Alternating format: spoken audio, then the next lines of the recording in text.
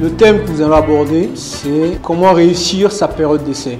Après avoir envoyé de nombreux CV, vous avez enfin décroché le poste et vous pensez que vos difficultés sont derrière vous, alors que c'est tout à fait le contraire. Les vraies difficultés commencent notamment dans la prise de vos nouvelles fonctions.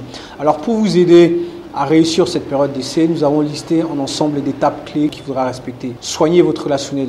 Vous devez absolument avoir de bonnes relations avec vos nouveaux collaborateurs parce que vous avez été recruté sur un poste pour lequel il y a certains de vos collaborateurs qui ne sont pas forcément content que ce soit vous. Peut-être qu'il y avait d'autres collaborateurs qui auraient voulu ce poste-là, qui ont encore une certaine rancœur le fait que ce soit vous. Donc vous devez absolument soigner vos relationnels, être courtois avec eux dès votre premier jour. Présentez-vous à tous vos collaborateurs, passez de service en service pour vous présenter. Intéressez-vous aux autres, montrez l'intérêt que vous portez aux autres, alors posant des questions sur leurs différentes tâches, sur leurs postes.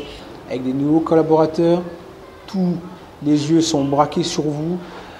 Donc ce n'est pas le moment d'avoir des altercations avec un de vos nouveaux collaborateurs. Même si vous tombez sur les collaborateurs qui vont essayer de vous provoquer, gardez votre calme parce que sachez que vous ayez tort ou raison, votre collaborateur qui est un ancien de la maison aura forcément raison et vous aurez forcément tort. Rassurez votre nouvel employeur en respectant les consignes qu'il vous donne, en exécutant correctement les tâches qu'il vous a données. Soyez ponctuel. Vous venez d'arriver dans une nouvelle entreprise, il est hors de question que vous ne soyez pas à l'heure. Vos nouveaux collaborateurs, eux, sont à l'heure. Vous, le nouveau, vous n'êtes pas à l'heure. Ça sera mal vu, enfin, au niveau même de vos collègues, au niveau aussi bien de votre hiérarchie. Faites preuve de curiosité. Posez des questions. Si vous ne maîtrisez pas une tâche, demandez à que l'on vous la réexplique. Renseignez-vous auprès de collaborateurs. Soyez curieux de tout.